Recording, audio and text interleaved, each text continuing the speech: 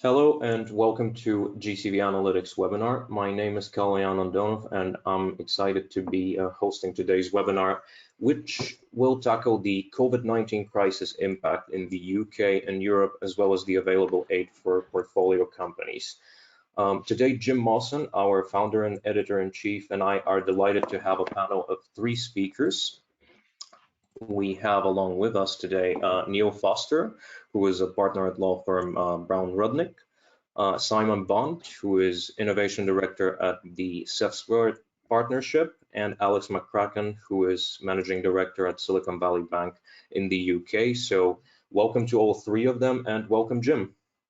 Welcome. Thanks, Kalyan. Delighted to be back once again. Thanks, everyone, for being able to join. Neil, Simon, Alex, really looking forward to the discussion. Thanks for being able to join. Evening. All righty. So we are going to have a discussion panel moderated by Jim, and we'll also have Alex from Silicon Valley Bank present some of their latest data and insights. But before that, I'm going to take a few minutes for some interesting data updates from GCV. Firstly, as a brief reminder, we are still running our very short poll on the COVID-19 impact on corporate venturing community. But we will be closing it in about a week from now. So for those of you attending the webinar live today, you will find the link in the chat on the right-hand side of your screen. And for those of you watching the webinar later on YouTube, the link will be put in the description below. Please take a couple of minutes. It's a very short survey and it shouldn't take you more than that. We will share the aggregated results from it with all participants, and more importantly, we are truly keen to understand the kind of challenges that corporates are facing at this time and how best we can help as an organization. So without further ado, on to some of the preliminary results from the survey. Nearly half of corporates will definitely or most likely be changing their investment strategy in light of the COVID-19 pandemic, as you can see here, and slightly more than a quarter don't know yet if that will occur.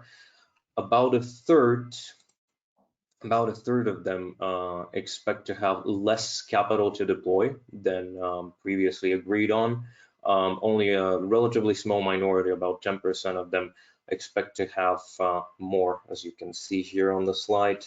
These are the preliminary results we've got so far.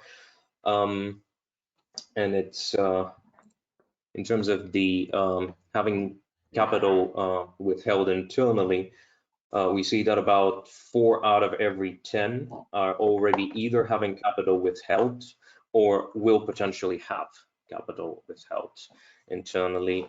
So it really is a story of challenging times, as we all know, and we all kind of expect it to be at this point. But what's encouraging to us at Global Corporate Venturing is that the vast majority of respondents are still keen to network with their peers and to look for ideas and solutions in these troubling times.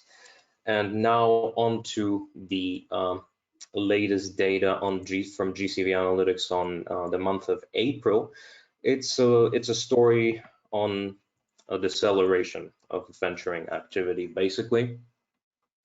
And what we saw in April was that the number of deals and total estimated dollars in them was going down versus the previous month and versus the same month from the past year. It's a similar story with the exits. There were definitely fewer of them in April than there were in March or in April 2019. So nothing out of the expected here.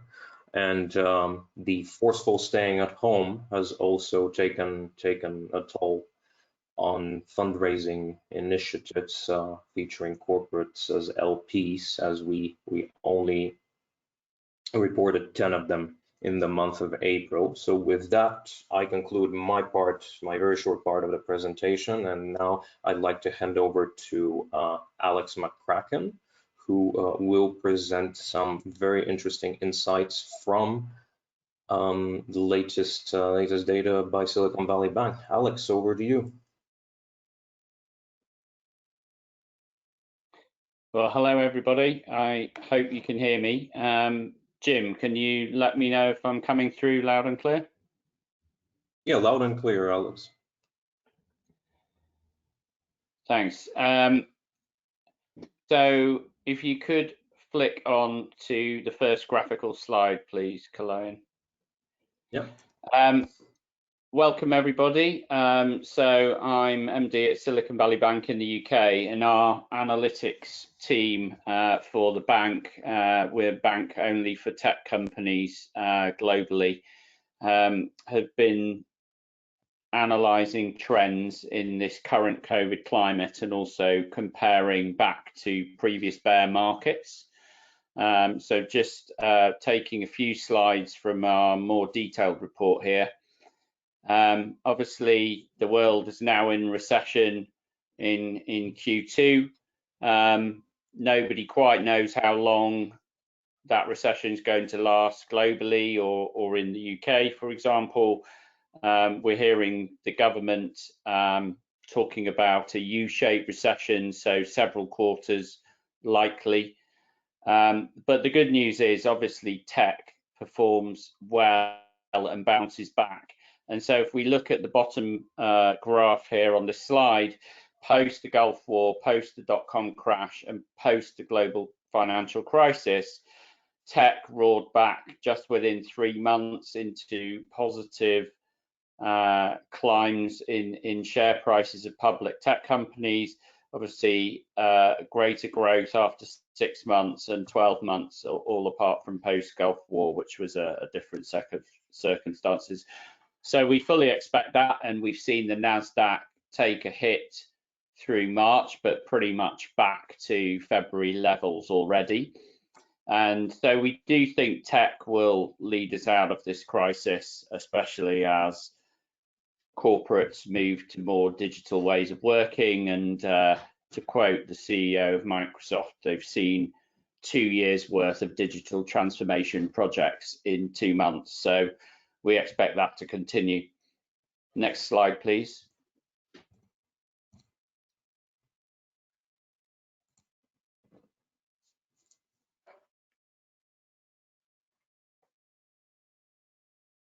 So taking a look at previous downturns, firstly, there are a number of VCs and private equity funds that have been through a downturn before. So in terms of funds with experience through a downturn, we're looking at the light blue and the dark blue segments on the right-hand side of these pie charts. And so you can see for fund sizes 100 million plus, nearly half of the GPs have been through a downturn, so consequently more experienced, whereas smaller fund sizes, the middle pie charts, medium fund size less than 100 million, it's more likely 2/3 of the managers have not been through a downturn before. But slightly more concerning that VC-backed companies, and obviously CVCs tend to come into those, 82% of the founders have not been through a downturn before. So this tends to be when experience does count, and we're seeing a lot of CVCs and VCs really supporting their portfolio companies, planning for this crisis, how to mitigate, how to come out of it more positively. But no doubt this downturn will impact the performance of some funds. We've seen a lot of CVCs and VCs be claiming that they're quite active post-COVID. They've got a lot of dry powder, which we'll see later, but it remains to be seen how active they will be. Next slide, please. So on to valuation trends. So the light blue line, trend line, is the public market. So you can see in the previous bear market, the dot-com crash in the left-hand chart and the global financial crisis in the right-hand chart, obviously valuations plunged 30 to 40% at least in public markets. And that was relatively closely correlated or mirrored in the later stage, growth stage valuations, coming down by a similar amount. Whereas the earlier stage, which would be the dark blue trend graph at the bottom of both charts, does get affected, and we've certainly seen valuation drops typically in the 20 to 25% range at the early venture growth stage, whereas we think the bigger valuation hits will come more at the growth stage, which more correlate with the public markets, mainly because a lot of those growth stage investors are asset managers or PE funds who are similarly impacted. So watch out at the growth stage, I think, for valuation correction. No doubt we're already seeing it at early venture stage as well. Next slide, please.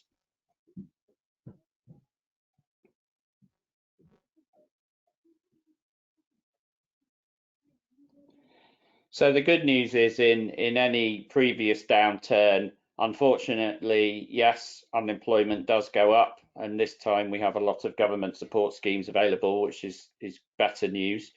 But new company formation consequently rises as well as people are furloughed or laid off and form new companies. And as we can see, the logos underneath the graphs of some notable names, companies founded in the downturn, we're all hearing it.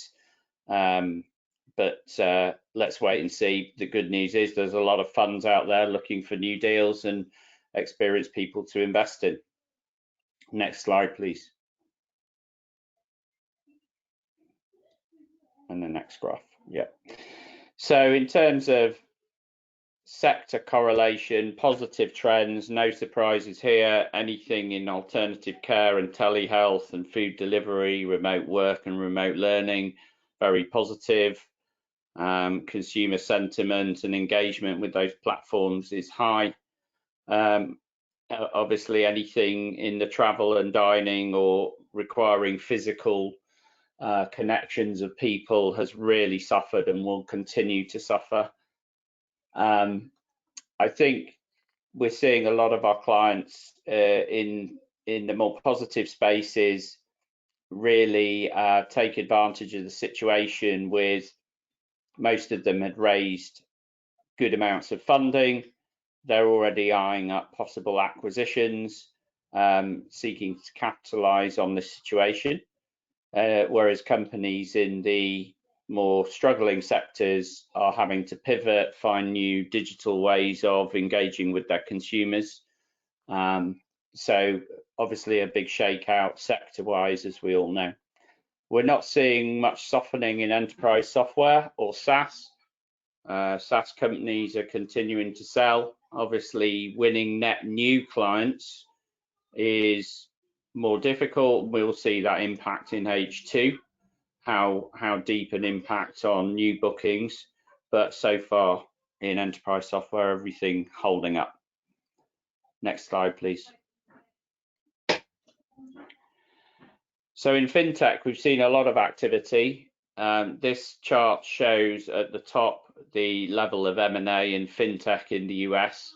Obviously, it was fairly steady through previous years, but a massive spike in 2020 to 57 billion of announced acquisitions and many more in process.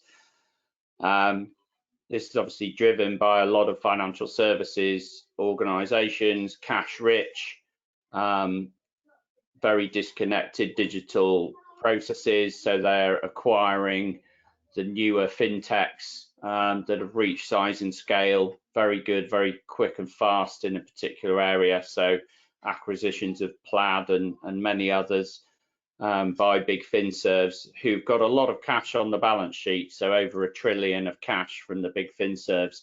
So we expect more M&A in financial services through 2020. Next slide, please.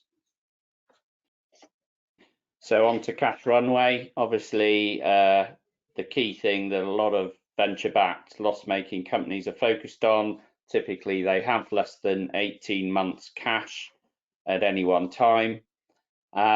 Whereas in the bottom chart, the previous bear markets have lasted a lot more than 18 months. So financial crisis lasted nearly 20 months. The dot-com crash lasted 30 plus months. So getting through 18 months is going to be critical. It's what a lot of VCs and CVCs have obviously focused to find out where their portfolio needs to raise. What we're finding is the median is kind of around 12 months. Obviously, it depends on sector. But if companies have a tough 2020, they only had 12 months of cash anyway, and therefore that dwindles because the circumstances were tougher and they need to raise in 2020. The question is, will they be down rounds? Will they be inside rounds? Or will growth funds and PE dip down and pick up some relatively more attractive value companies? Next slide, please. So this chart shows the flight to relative safety over recent years. So the top chart shows the typical later stage EBITDA margin at time of first funding. As you can see in 2015, you know, growth funds, etc., were happy to come into heavily loss-making companies, whereas in 2019 and 2020 Q1, they were preferring to come into relatively less EBITDA negative late stage companies. So the days of high burn, growth at all costs kind of investing was starting to dwindle, certainly in the US. It's never really been as prevalent in Europe, we found. But there was definitely a flight to safety over the last 12 months. The down and inside rounds, obviously that was accurate up till March, but we expect to see many more down rounds and inside rounds through 2020. And obviously the changes in terms to much more investor friendly terms as a result. The deal activity index on the bottom right, obviously if we took the index as based at 100 in week 1 of 2020, we saw a climb through Q1. 60% more deals were being done by middle of March, but that dropped off the cliff and there was a massive decline in new deals. We saw some data anecdotally in the UK that showed the deals that have been done through April were mostly follow-ons, very, very few net new deals for obvious reasons. I'm sure we'll discuss that in the panel discussion to come. Next slide, please. So the good news is there is a lot of dry powder, as we keep hearing. So the grey bar is private equity and the purple bar is venture capital. There is a lot of money waiting in the wings, and the more seasoned funds had raised money in 2019 or even Q1 20 and had sat on their hands and biding their time, were not investing in the frothy valuations over the last 12 to 24 months. So yes, we're talking to a lot of investors who are waiting to come in. There's obviously some price discovery to go on, but no doubt dry powder will be put to work over the coming years, and that's why we're very confident that tech will see us out of this recession. In terms of the bottom chart, this is the limited partners. As you can see, the green line of family offices showed a steady climb from 2015 through 2019, whereas a lot of other asset class of LP had dwindled, particularly the banks and investment banks had reduced heavily their participation in funds. But so far from talking to our funds banking practice, LPs are holding good on their commitments, and we're not seeing any pulling of commitments by LPs into funds when asked to capital is called. Next slide, please. And lastly, we are obviously seeing a shift in supply chains. So on the top right, you can see the orange bars representing the pullback or drop in monthly shipments from China to the US, particularly of high-tech goods, as the US had moved supply to various other countries, including Malaysia, Philippines, Thailand, Vietnam, Taiwan, and away from China. And obviously big tech had made some bold statements or public statements around shifting production to other countries, and we expect that to continue, and also through Europe as well, as people seek to have supply chains in more diversified areas. So net, I think positive news for tech as we come through COVID. No doubt some sector challenges in some areas, some sector benefits in others, a ton of dry powder, and some shifting in supply chains. I think all could be very interesting times in the coming months for us. So with that, I'll hand back to Jim and Kaloyan and the panel. Perfect. Well, thank you so much for that, Alex. That was really insightful and interesting. I've scribbled down some notes as well. So I think we'll go on to the sort of discussion. So I'll bring in Neil and Simon here in particular. Perhaps Simon, and you want to give a little bit of background about SETsquared and some of the universities you engage with, and then Neil, obviously, to give a little bit more context about Brown Rudnick and the types of works, because I think what I'll be super interested in first up is to see how are you finding things at the moment. So do you agree with Alex when he says that particularly in April in the UK there were a few new rounds and they were mainly insider rounds? So Simon, I'll start with you. Give a little bit of background around SETsquared, and we'll kick it off from there. Lovely. Look, hey, thanks, Jim and Alex. Thanks for the presentation, and I concur. Tech will see us through. I don't doubt with that. SETsquared is an incubator. It's run by 5 research-intensive universities in the south of the UK. That's Bath, Bristol, Exeter, Surrey, Southampton. Been in the incubation business since 2002. So you know, through a fair few numbers of those crises that you listed there, Alex, and it's nice to see them as a chart on a slide rather than remember what it's like living in the moment. And I must say I do concur with your analysis of what's going on, where we're going. I think your point about shortened or diversified supply chains is going to be very interesting for our market. And you know, we're my companies, our 500 odd startups, scale-up businesses, now incubators are waiting. The market is waiting. Everybody's waiting. We have great optimism for the future, a future that starts as soon as just a couple of months' time, as some of the future funds start to unlock themselves and deploy new kinds of capital into the marketplace. But right now, we are still waiting. That's good. And then Neil, obviously, I think you're not just the partner at Brown Rudnick, but you're overall sort of global chairman for the sort of technology practice. So how are you finding things, not just within the UK, but more broadly as well? And do you want to give a quick background about Brown Rudnick and the types of clients you deal with? Yeah, sure. Thanks, Jim. And Kaloyan and Alex. So I'm a partner at Brown Rudnick. We're a law firm that's 80 years old, international law firm. I'm in the London office, and I'm chair of the technology practice across the firm. We're seeing it's very interesting to see Alex's analysis, because he's looking at the whole of the market, and we're just looking at what's in our in trays. And but it's absolutely consistent with what Alex is seeing, plus a couple of things that we believe Alex and Kaloyan's charts will see in the next couple of months, because those are on our desks now. They haven't been announced, but they are. They probably will be. And if they're in our in tray, that's probably writ large across the sector, is probably going to show up on those charts.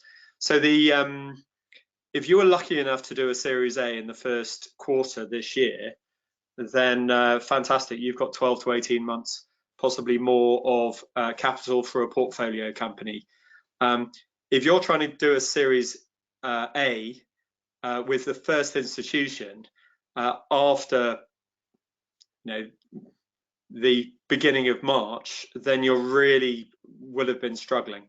The number of Series A deals that we've done, so my practice alone closes 20 to 30 venture capital deals, corporate venture capital deals every year, and so one every 2 or 3 weeks. And all of our deals in March and April were Bs and Cs and Ds and sale mandates.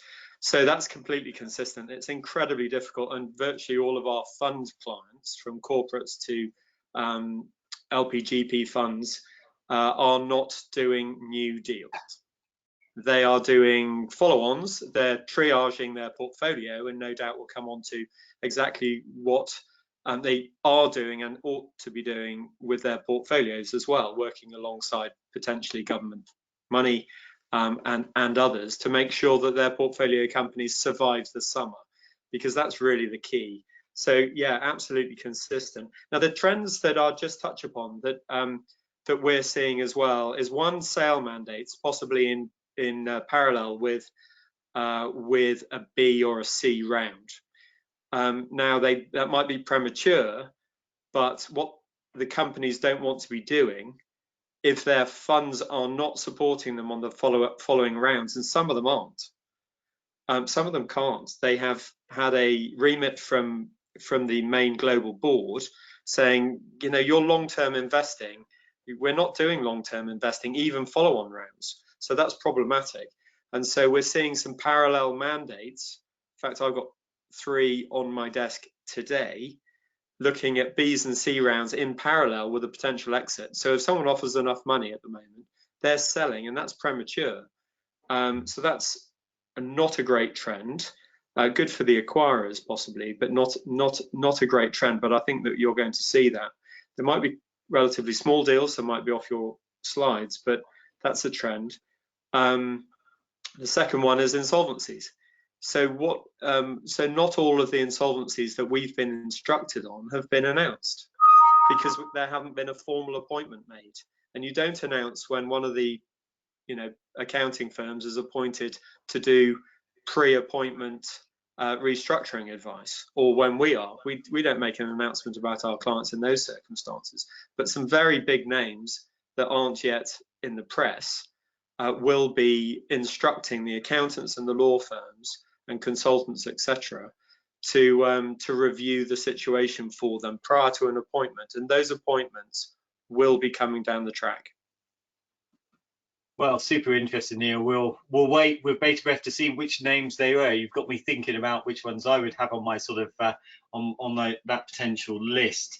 And then more broadly, obviously the coronavirus and the sort of the disease it's caused, the COVID-19, has really whacked a lot of economies in terms of forcing people locked down, people going out of jobs. But the government's really responded, and I'm particularly interested in sort of the UK and European aid that's going out. Here, this chart that's been pulled together by London Business School in their sort of weekly updates that they do looks at what they call unprecedented levels of UK and international government action to try and sort of stem off the economic consequences of fundamentally demand shifting and people not being able to work. 15% or so of UK GDP, that's sort of matched. And we're also seeing a lot of action by the European Commission and the sort of European Union more broadly to try and develop a number of things, whether it's the European Innovation Council getting more funding to go to startups, whether it's what they call the European Fund for Stability and Investment,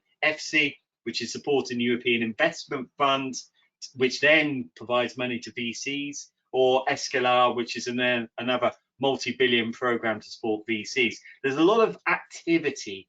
And so I suppose the key question, and I'll start with you, Simon, and then perhaps Neil, to kind of gauge through with Alex, what actually is working. If perhaps we start with the UK as a perspective, what's actually out there from a UK point of view, and what's actually working? Because it doesn't seem clear that all this money is necessarily going in ways to help the ecosystem. So Simon, I'll start with you, Neil, and then Alex, to kind of give a sense of where the banking customers are actually using some of these tools.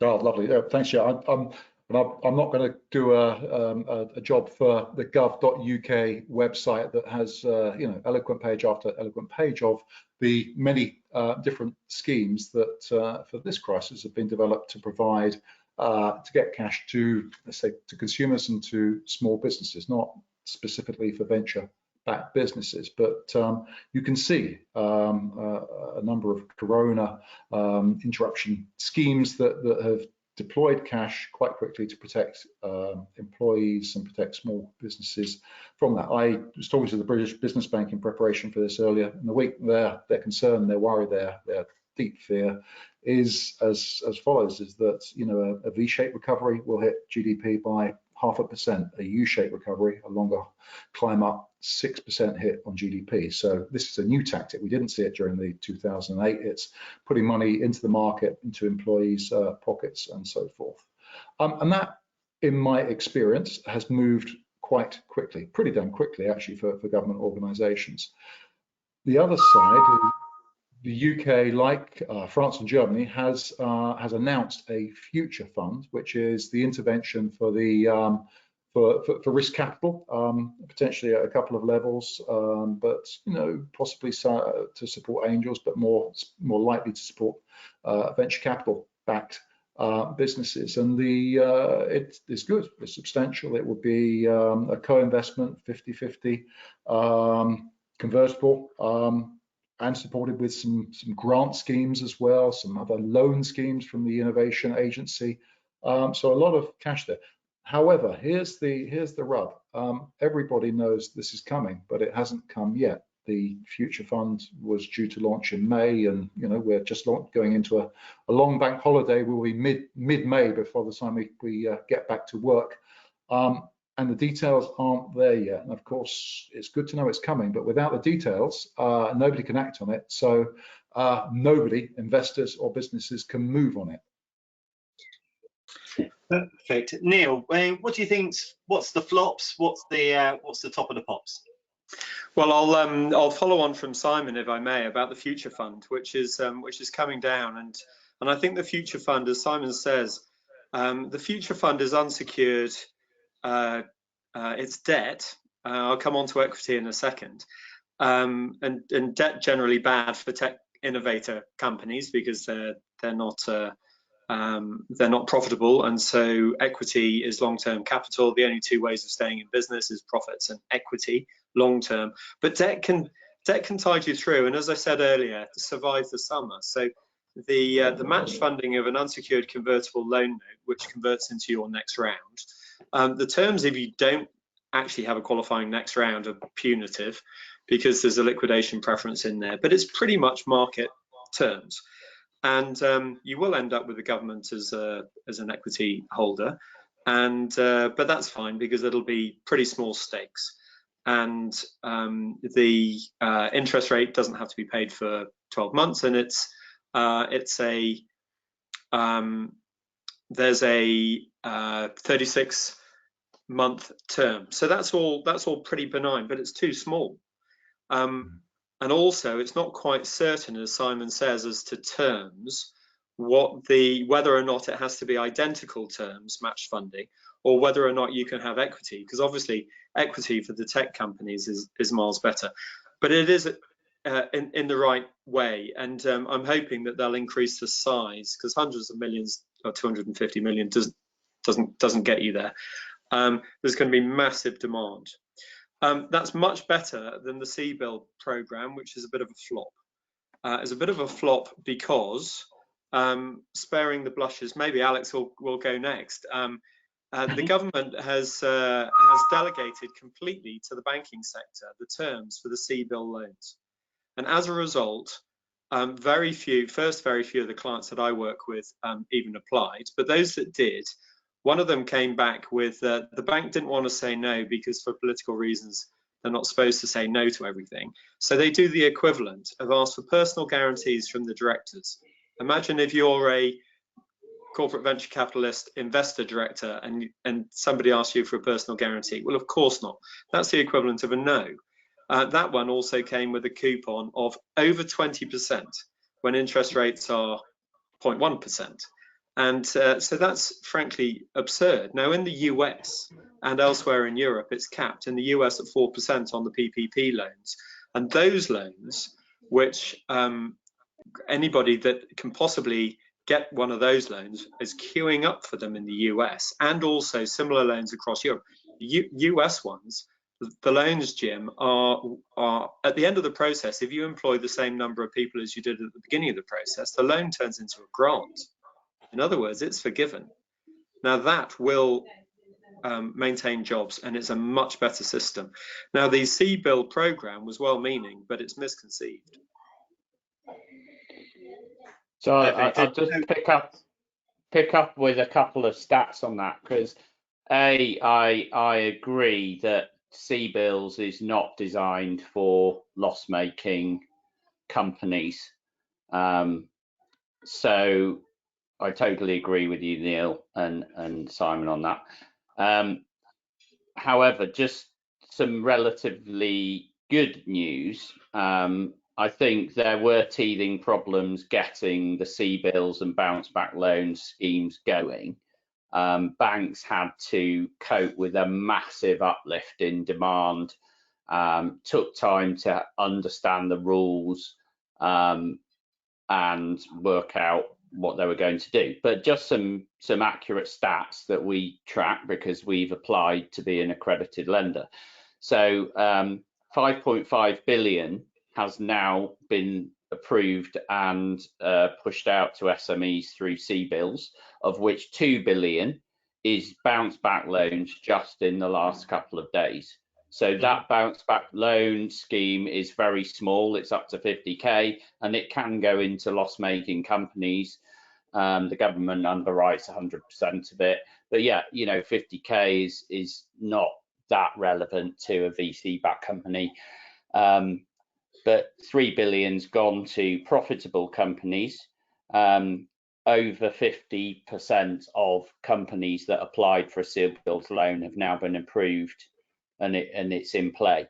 We're up to 1,000 loans a day being approved. So it did take time for the banks to get their processes together. It seems to be going. Now, what we need to see is how the Future Fund applies to the VC-backed companies. It doesn't seem to apply to EIS or angel-backed. So yes, you know, in theory, it's applying to companies that already have cash-rich VC backers. But as we all know, there's a lot of attrition at Series A and B, and even the later stage companies may struggle to raise their next round. So it's clear VCs will always find cash for their best companies. That's why they have reserves. There are growth funds and PE funds waiting in the wings to invest in the best companies, but it's that middle third that aren't the best of the best, and nor are the ones that are going to get left to you know, maybe pivot or move on. But that middle third does need supporting. So let's hope the government increases it from 250 million of match funding over time. We have heard it's not capped, but it remains to be seen. That's really helpful. So Alex and Simon, I mean, if we take basically your types of portfolios. So Alex, I think you banked something like 40,000 entrepreneurs in the US, something like 3,000 in the UK alone. And then Simon, your sort of portfolio that come out of the university that you've helped develop and get funding of several billion over the past few years. You know, there's several thousand of those. What actually do they want? You know, is the sort of CBILS sort of bounce back loans, or even the Future Fund with the limited clarity we have, is it actually what people want? Are they asking for that, or are they asking for grants or something else, or further furloughing, or what do they want? And I'll start, Alex, with you, just given the sort of, you know, this sort of the clients that you've been looking at, particularly given that they're venture backing, and then I'll ask Simon. Well, we got an enormous influx of inquiries from venture-backed loss-making clients wanting to know if CBILS was for them, and so I think initially that is what they wanted. A loan, hopefully lower cost, no PGs. And so clearly their focus has now switched to the future fund.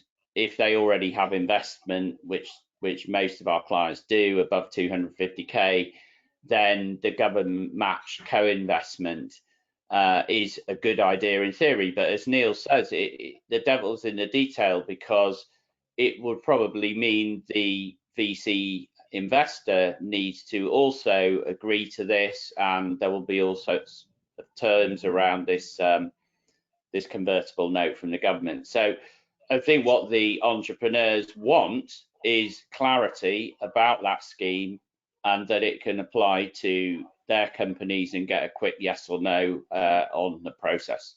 Simon, I don't know if you're hearing any different.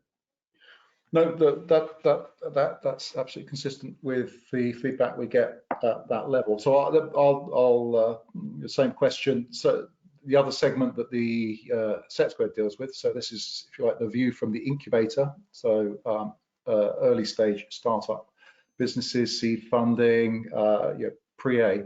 What they want, and they're not going to get just now, is a buoyant, effervescent angel sector. But we're consistent with national UK average. 50% of SETsquared's member deals plus will be angel rounds, and it's been a fantastic market for a number of years now, with all of the tax incentives that have been made available to business angels, EIS, CDIS, all of this kind of thing.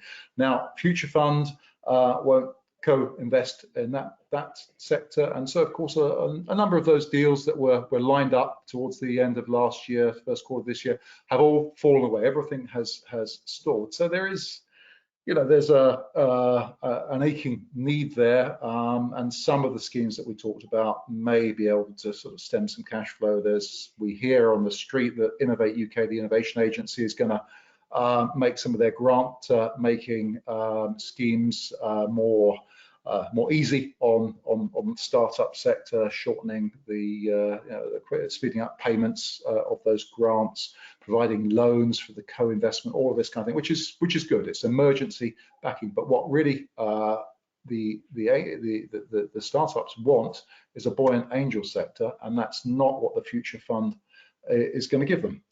It's the view of the government is that the state backs angels through EIS, CDIS.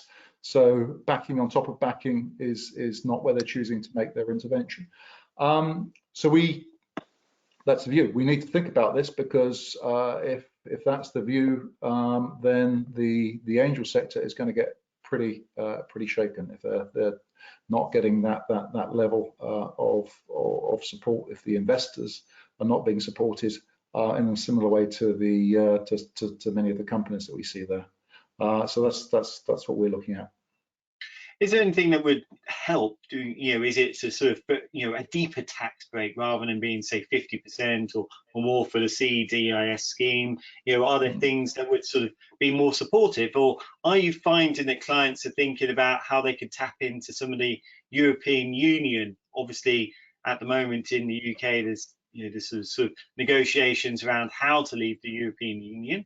But are there still opportunities to kind of broaden the horizon and kind of set up a subsidiary on the continent, or go to the US, or tap different countries? Are people being flexible from what you're seeing, Simon, Neil, and Alex, in that regard?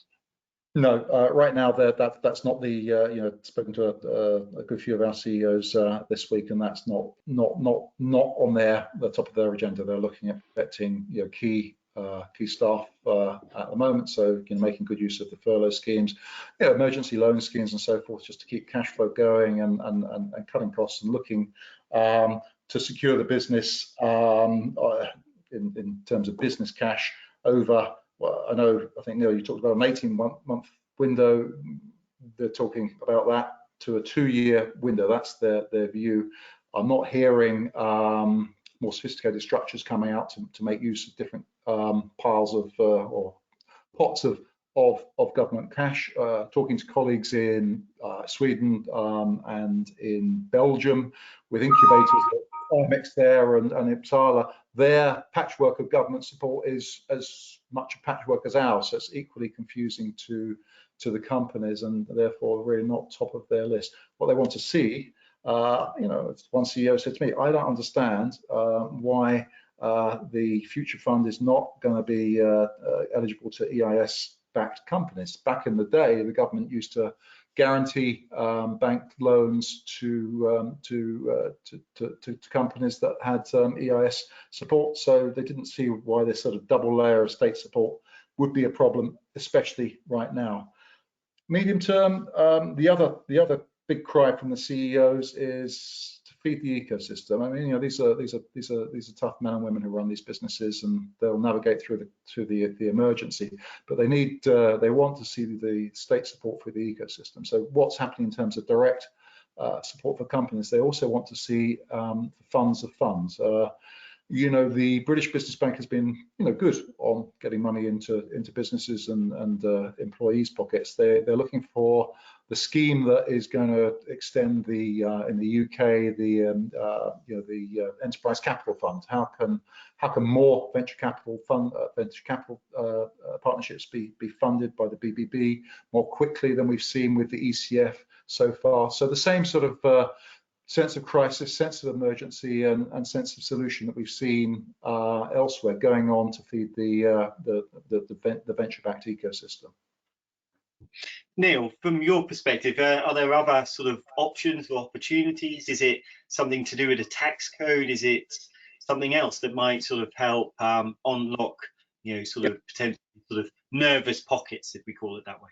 Yeah, absolutely. So as discussed, Alex said that the CBILS really are designed for the profitable companies. You've had support for the really big companies with the bond supports at that level. Then you've got CBILS, then you've got future funds, and even that is convertible debt. And you probably for most of those they'll already have a venture capitalist. So we're talking about around after the Series A. The problem, as Simon has indicated, is the Series A. And if you raise that in Q1, you're lucky. And if you're trying to raise that now, then that's a tough place to be in. The way to do it, in my view, is not for the government, because we're then talking about smaller companies, smaller checks. The need for that to be intermediated by a government agency that might or might not even exist at the moment is a real challenge. So the best way to do it is to relax EIS rules. And in my view, because the legislation is all there already on CDIS, then raise the limits on CDIS, stimulate EIS and CDEIS. So CDIS, as everyone knows, is a 50% tax break. Now, 50% is the equivalent, isn't it, of matched funding, on the basis that it is a tax break and government loans are taxpayer money. If that's matched funding, that's 50%. CDIS is matched funding, but via the tax break.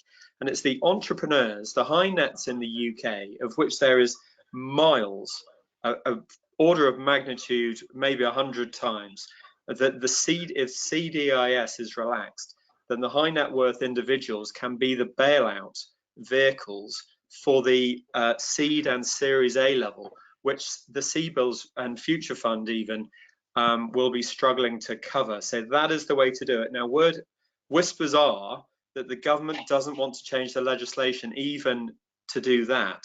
It wants to work within the existing legislation, but it's not going to be able to. That's tinkering. It needs to change the legislation on that. And given that EIS, as everybody knows, is tinkered with in terms of legislative changes up to twice a year, why can't they simply, for this tax year, put those thresholds up and allow then to encourage high net worth individuals then to back the companies that Simon was talking about? I think that sounds very good. Alex, anything from your perspective on that? Obviously, you're big banks, you collect a lot of deposits from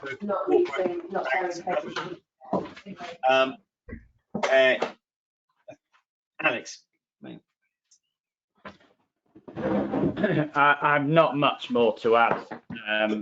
Just totally agree with Simon and Neil that at every stage of the funding pathway needs stimulating. So the government had started with getting the big schemes in place for profitable companies. Future fund is yet to come, and then hopefully they'll get round to addressing EIS as well. But you need a robust and healthy early stage for everyone else to build off, and so let's hope they listen. I think they're just going through things in order of size, you know, biggest first, and then let's get Future Fund going, and we can all lobby and press them to do more on the EIS and SEIS side. Okay. If I may interject there, what you said, Alex, and you say lobby, it did just put something in my mind. So that's, you know, the emergency, really fantastic. We need that and get it out there. But this building of the ecosystem pretty quickly. I don't, you know, we haven't got much time. What we've got to watch, I believe, is that this government intervention doesn't take on other political characteristics. It's got to be kept very simple for the sector, clear to get into, clear to understand. So what I'm worried about here is some other interests sort of creeping in. Now, regionalism worries me. So if these tax changes, if we could secure them, they get distorted by regional levelling up agendas that we saw, you know, as part of the election and so forth, and the global supply chain comments that you made in your presentation, Alex. You know, the shortening of supply chains, the biasing of supply chains to certain sub-regions, inward investments. All of that could really muddy the waters and obfuscate what we need to get to entrepreneurs. And I say this, I'm worried about the UK for that. Our good friends over at IMEC in Belgium are doing very well. In Flanders, the state there, you know, does distort the market in favour of companies in their ecosystem. They're very successful for that. But it's another regionalism, another layer of complication, which I don't think the entrepreneurs need right now. That's really helpful. And in terms of thinking from a corporate venture capital sort of investment, let's take Alex's slide where he talked about 2% currently in March were down rounds. Let's say that in proportion increases. So let's pick a number. Let's say it goes to 50% of down rounds over the next 12 months. If you're a director, not just a board observer, but you've corporate and you've invested, you're a director on that, what are some of the sort of liabilities or issues that you can get around to be able to sort of handle that? What are some of the complications or things you need to think about? And then, so I'll just very quickly, you know, kind of as we go around on this discussion, get a sense of what people think the number of proportion down rounds might be, but then also this issue around the liabilities and mitigation strategies. Neil, so I'll start with you. You know, do you have an expectation, given what's on your desk currently, of what the percentage of down rounds might be over the next 12 months? And then what do you think some of the issues facing corporate venture capitalists if they're on the board of these portfolio companies are? Yeah, absolutely. So most of the rounds that we're doing at the moment aren't down rounds, but a couple are. So, you know, if we're doing 10, maybe 2 are. So I'd be interested to see whether my not very large segment of the market matches others. Remember that one of the beauties of the convertible loan note structure, whether or not using the future funds, but having bridge rounds at the moment, is you don't need a valuation. It's converts at a normally 20% discount to the next round, which is when the valuation happens. So it's a way to avoid a valuation. It's a pretty smart way of doing that. So we're encouraging clients to do that, even loss-making companies, because provided the interest rolls up into the next round, it's compulsory to convert in the next round, etc. Then that can be a route to very rapid financing without a valuation. Cool. And then in terms of sort of director liabilities, are there things you're sort of, you know, you're seeing that, you know, give you cause for concern? Obviously, if you're a company and you're loss making, there comes to some point where you think, are you actually a viable business? You know, would you get through with an accountant sort of view that? And what are the liabilities if this company does go into insolvency, as you mentioned before. Some have yet to be announced. So, what are the things or sort of questions for corporate venturers who haven't necessarily been through some of these downturns and down rounds and issues around insolvency would have to take account of?